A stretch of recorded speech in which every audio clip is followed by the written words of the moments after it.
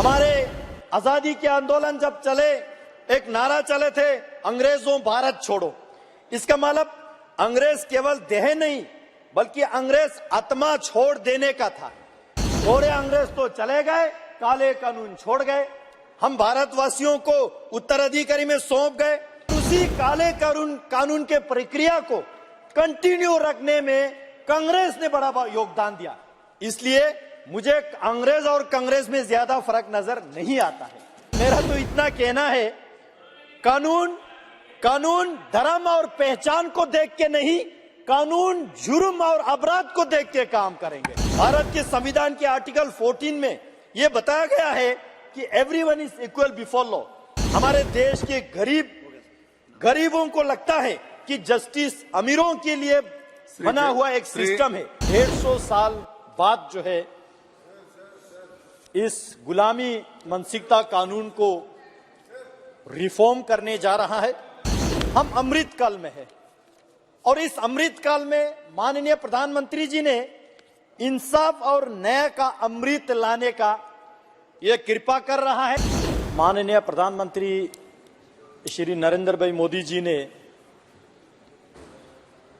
15 अगस्त के उस संबोधन में जो 5 प्राण का जिक्र किया था, उसमें से दूसरा प्रांत जो है इस देश और देश के लोगों के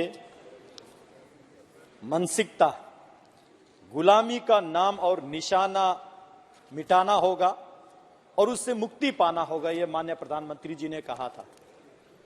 और आज उसी राह पर चलते हुए माननीय प्रधानमंत्री मोदी जी के नेतृत्व में माननीय गृह मंत्री जी ने जो बिल इस सदन में लेके आए, इंडियन पिनल कोड 1860 को खत्म करके भारतीय न्याय संहिता बिल 2023, उसी तरह सीआरपीसी को खत्म करके भारतीय नागरिक सुरक्षा संहिता बिल, उसी तरह इंडियन एविडेंस एक्ट 1872 को खत्म करके भारतीय साक्ष्य बिल 2023 जो लेके आया, मैं इसके समर्थन में इसको स्वागत करने के लिए खड़ा हूं। आजादी के लंबे वर्षों बाद 75 साल पूरा होने के बाद और आजादी से पहले 75 साल जो कानून चले, यानी कि 150 साल बाद जो है इस गुलामी मानसिकता कानून को रिफॉर्म करने जा रहा है और जिसके माध्यम से इस देश में जो कि पहले का कानून दंड पे निर्धारित था, उसको जस्टिस पे लेके आ रहा है। आज मैं उन शहीदों को याद करना चाहूंगा जिन्होंने इस देश को आजाद करने में जो अपना बलिदान दिया। ऐसे एक फ्रीडम फाइटर खुदीराम बोस, जिसको 11 अगस्त 1908 में ब्रिटिश सरकार ने बिहार के मुजफ्फरपुर जेल में फांसी चढ़ा के उनको शहीद कराया। उनका जुर्म क्या था? अंग्रेजों ने उन पे एलिगेशन लगाया कि उन्होंने एक मैजिस्ट्रेट को मारने की कोशिश किया, लेकिन खुदीराम बोस जी मानते थे और उन्होंने पूरे देश में ये प्रचार भी किया कि गुलामी से ज्यादा, गुलामी से बढ़ के बीमारी क्या हो सकते हैं। ये खुदीराम बोस जी का कहना है कि 11 अगस्त एक हमारे लिए ऐतिहासिक दिन है। 11 अगस्त 1908 को खुदीराम बोस जी, जो कि यंगेस्ट फ्रीडम फाइटर था इस देश का, जिसका शहीद बलिदान दिवस था, उसी बलिदान दिवस के दिन 11 अगस्त को माननीय गृह मंत्री जी ने इस कानून को इस सदन में लेके आए, जिससे अंग्रेजों के मेंटेलिटी को खत्म करने के लिए मैं इसका स्वागत करता हूं। सर, इस नए बिल के माध्यम से हमारे जितने भी जो criminal justice system of India है, इसका पूरे का पूरा एक ओवरहॉल हो जाएगा।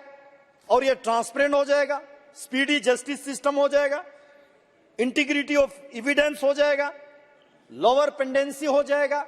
ऐसे महत्वपूर्ण बिल पे सभी माननीय संसदगण ने बोला, और इस बिल को जब पार्लियामेंट्री स्टैंडिंग कमेटी को रेफर किया गया तो मेरा सौभाग्य रहा मुझे उस कमेटी का मेंबर होने का, कि मुझे उस कमेटी के जरिए भी योगदान देने का काफी मौका मिला। सर, मैं बताना चाहता हूं, हम अमृत काल में हैं और इस अमृत काल में माननीय प्रधानमंत्री जी ने इंसाफ और न्याय का अमृत लाने का यह कृपा कर रहा है इस देश के प्रति। जो माननीय प्रधानमंत्री जी का जो विजन है, मोदी जी का जो सपना है, इस देश के हर एक नागरिक को, हर एक सिटीजन को जस्टिस मिले, चाहे वो किसी भी समाज के हो, किसी भी धर्म के हो, जो भी उसके पहचान हो। मैं अभी ओवैसी साहब को सुन रहा था, बहुत बड़े विद्वान वकील है, लेकिन एक चीज मैं नहीं समझ पाया उनके वक्तव्य से। उन्होंने कहा कि इस कानून से केवल एक विशेष धर्म के, एक विशेष पहचान के लोगों को टारगेट किया जाएगा। सर, मेरा तो इतना कहना है, कानून धर्म और पहचान को देख के नहीं, कानून जुर्म और अपराध को देख के काम करेंगे। और मैं भी माइनॉरिटी कम्युनिटी से आता हूं। मेरा पूरा कॉन्स्टिट्यूएंसी आधा बुद्धिस्ट माइनॉरिटी है, आधा मुसलमान माइनॉरिटी है। मैं आपको बताना चाहता हूं हमारे लद्दाख के जो मुसलमान है, इतने हाई रेट पे, जितना भी यहाँ ओवैसी साहब ने जो डेटा दिया, इतना परसेंट अपराधी में लिस्ट में नहीं आता है। बहुत सज्जन लोग रहते हैं। इसलिए मैं दोबारा कहना चाहता हूं, कानून किसी के धर्म और पहचान देख के नहीं, कानून जुर्म और अपराध देख के काम करेंगे। और ये नया 3 बिल आने के बाद सख्ती से काम करेंगे। अध्यक्ष जी, हमारे आजादी के आंदोलन जब चले, एक नारा चले थे, अंग्रेजों भारत छोड़ो। इसका मतलब अंग्रेज केवल देह नहीं, बल्कि अंग्रेज आत्मा छोड़ देने का था। लेकिन गोरे अंग्रेज तो चले गए, काले कानून छोड़ गए। हम भारतवासियों को उत्तराधिकारी में सौंप गए और उसी काले कानून के प्रक्रिया को कंटिन्यू रखने में कांग्रेस ने बड़ा योगदान दिया।